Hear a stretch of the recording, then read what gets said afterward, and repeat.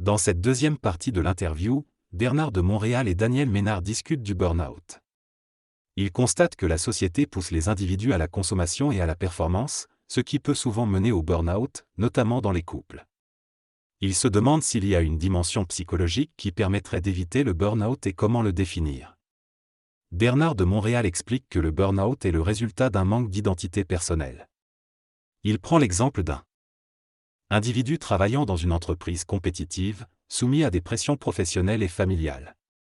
Selon lui, le manque d'identité et de maturité chez l'individu qui subit ces pressions conduit au burn-out. Il souligne également que l'incapacité de dire non est un facteur important dans l'apparition du burn-out.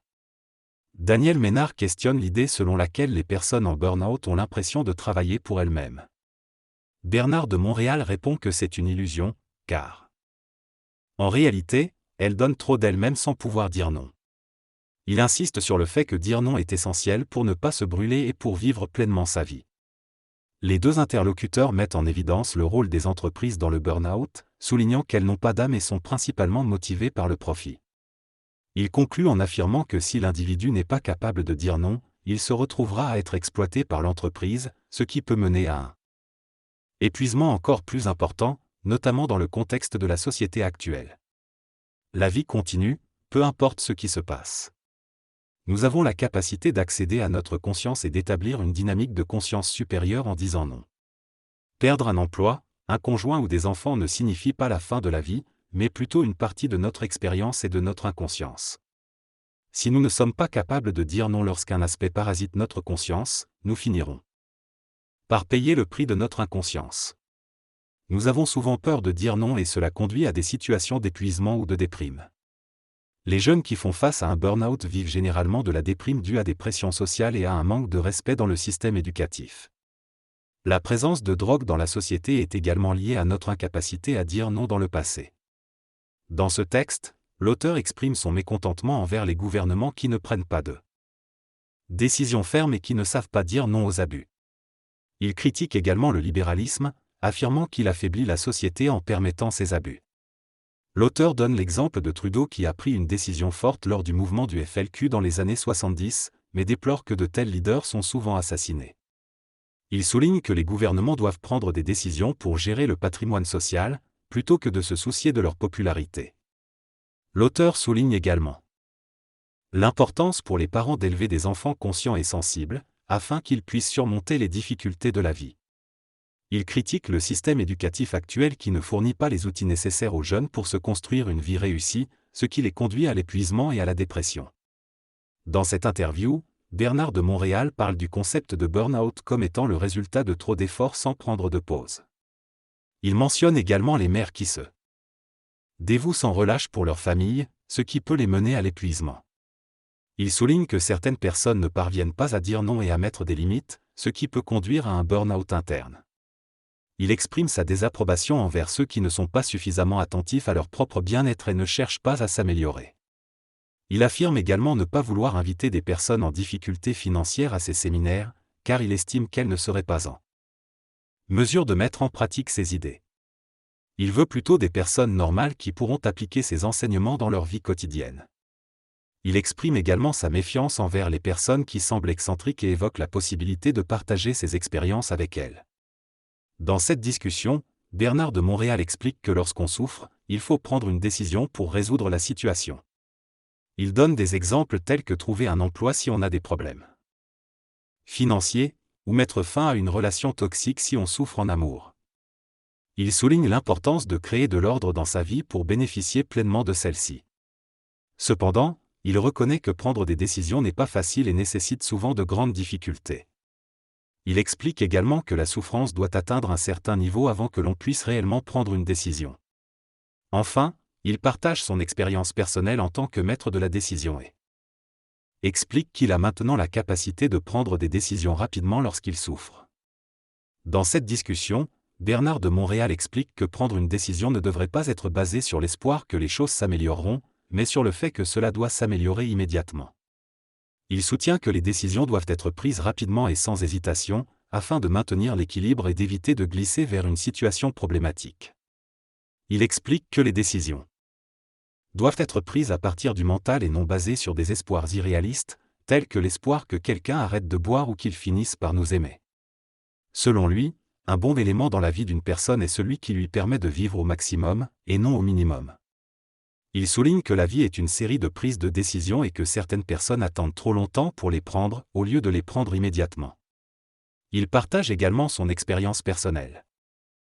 Dès que sa femme prend des décisions pour éviter de souffrir, et qu'elle l'aide à prendre des décisions en organisant leur vie de famille en dehors de son travail. Il reconnaît que sa femme a évolué et est maintenant à la même vibration que lui, ce qui a rendu leur relation harmonieuse. Il conclut en soulignant que la souffrance est souvent la cause qui pousse les gens à prendre des décisions, et que les crises peuvent être évitées en prenant des décisions rapidement. Dans cette conversation, D de Montréal, Boulevard M aborde le sujet des décisions prises dans différentes situations de la vie. Il mentionne le cas d'un employé qui confronte son patron pour manque de respect, et le patron prend la décision de le renvoyer. BDM critique l'intelligence de l'employé en disant qu'il aurait dû dire qu'il partirait de lui-même la prochaine fois, mettant ainsi le patron dans une position inconfortable. Il mentionne également une expérience personnelle où il a offert du café à un autre manager malgré les règles, car il savait qu'il était un bon employé. BDM souligne l'importance de prendre des décisions intelligentes qui peuvent magnétiser les autres dans la même direction. Il estime que la plupart des décisions excluent les gens, mais il y a peu de décisions qui les incluent dans le processus évolutif de la vie. Finalement, il affirme que l'intelligence d'une décision se mesure à sa capacité à nous rendre plus intelligents et à nous faire voir ce que nous n'avions pas vu auparavant. Dans cette conversation, Bernard de Montréal explique que prendre une décision est un élargissement de la conscience et du potentiel de vie, contrairement à réagir qui entraîne toujours des pertes. Il souligne l'importance de prendre des décisions de manière intelligente, créative et transparente, plutôt que de réagir de façon impulsive. Il mentionne également que la souffrance ne doit pas dicter les décisions, qui doivent être prises de manière froide et intellectuelle. Il explique que parfois, dans un processus de burn-out progressif, on ne prend pas les bonnes décisions, car on ne réalise pas les conséquences de nos actions. Par exemple, ouvrir un restaurant peut sembler une bonne idée, mais cela peut se transformer en esclavage si on ne sait pas déléguer et gérer intelligemment. Il souligne ainsi l'importance de la clarté et de la conscience dans le processus de prise de décision. Bernard Mador discute du fait que de nombreux restaurateurs finissent par être malades en raison du stress et de l'obligation de s'investir totalement dans leur restaurant. Il explique que nous avons du mal à prendre en compte les avertissements et les conseils des autres, préférant vivre nos propres expériences. Il souligne également que nous sommes souvent esclaves de notre créativité, incapables de nous détacher de notre travail et de dire non. Cette difficulté à se détacher de notre travail est liée à notre insécurité et peut conduire à un burn-out. Mador mentionne également l'exemple d'un psychiatre ou d'une infirmière sensible qui travaille dans un hôpital et qui risque de se brûler émotionnellement en raison de son implication trop intense. Il explique qu'il est important de pouvoir prendre du recul et de se détacher de notre créativité pour maintenir un équilibre émotionnel. Enfin, Mador partage son expérience personnelle d'avoir envisagé d'acheter un restaurant et d'avoir finalement renoncé, grâce au conseil d'une personne avisée, réalisant plus tard que cela aurait été trop pour lui. Il souligne ainsi l'importance d'écouter les conseils des autres et d'être sensible à leur intelligence. L'événement qui prend la décision est la personne elle-même. Dans cet échange, BDM explique que sa capacité d'écoute et d'analyse est basée sur sa capacité à aller à l'intérieur de lui-même et à demander l'opinion des autres. Il souligne également l'importance de l'écoute intérieure, qui lui permet de ne pas être esclave des opinions des autres. Il utilise l'exemple de sa femme pour illustrer ce processus d'écoute et de prise de décision. Il souligne également l'importance de la communication avec les autres et leur capacité à nous faire réaliser des choses importantes. Il discute également de la notion de crédit, qui est liée à l'affection que l'on a pour l'intelligence d'une personne et qui influence notre réaction à ses idées. BDM souligne qu'il est important d'avoir une communication honnête et sincère avec les autres pour prendre des décisions éclairées et économiser du temps. Dans cette discussion, les intervenants abordent plusieurs sujets liés à l'intelligence et à la façon dont on interagit avec les autres. Ils soulignent l'importance de développer une affection pour l'intelligence des femmes, des enfants et des amis. Cependant, ils notent qu'il est facile de tirer profit de cette intelligence et ensuite de mettre fin à l'expérience. Ils expliquent que cela est dû au fait que les êtres humains sur Terre vivent de nombreuses expériences en raison de leur conscience expérimentale. Cependant, ils prédisent qu'à l'avenir, les êtres humains conscients vivront un minimum d'expérience, voire plus du tout, car cela implique de vivre au niveau de l'esprit plutôt qu'au niveau des pulsions de l'âme. Ensuite, ils abordent la question du burn-out et de l'écoute. Ils suggèrent que le fait de ne pas donner crédit aux autres peut être dû au fait qu'on les perçoit parfois comme intelligents et parfois non. Ils donnent l'exemple de personnes qui peuvent résoudre les problèmes des autres mais qui ne parviennent pas à régler les leurs.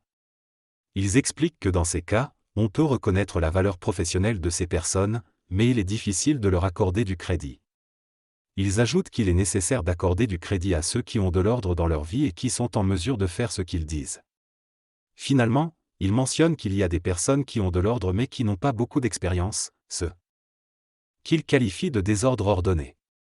Ils donnent l'exemple de la mère de l'un des intervenants, qui a un désordre ordonné dans sa vie. En revanche, l'autre intervenant affirme qu'il a un ordre créatif et qu'il ne ferait pas de problème si quelqu'un faisait pipi par terre chez lui, car il utilise chaque situation pour travailler et aider les autres à se débarrasser de la culpabilité. En résumé, cette discussion met en lumière l'importance de développer une affection pour l'intelligence des autres, d'écouter et de donner du crédit à ceux qui ont de l'ordre dans leur vie et qui sont en mesure d'agir en accord avec leurs paroles. Elle souligne également l'idée que vivre créativement et être capable de travailler avec chaque situation, même les moins confortables, peut être bénéfique pour soi-même et pour les autres. Dans cet extrait, Bernard de Montréal et Denis Maternel discutent de l'importance de reconnaître l'expertise des autres et d'établir des relations de communication pour prendre de meilleures décisions dans la vie. Ils soulignent qu'il est nécessaire de consulter des professionnels tels que des psychologues dans des moments de crise ou de vulnérabilité, avant d'entrer dans des domaines de conscience plus profonds. Ils mettent en garde contre les dangers de l'occultisme et incitent les individus à rechercher des solutions concrètes et éprouvées. Bernard de Montréal souligne également qu'il est important de reconnaître que des problèmes mentaux nécessitent des traitements appropriés plutôt que de simplement compter sur des approches ésotériques.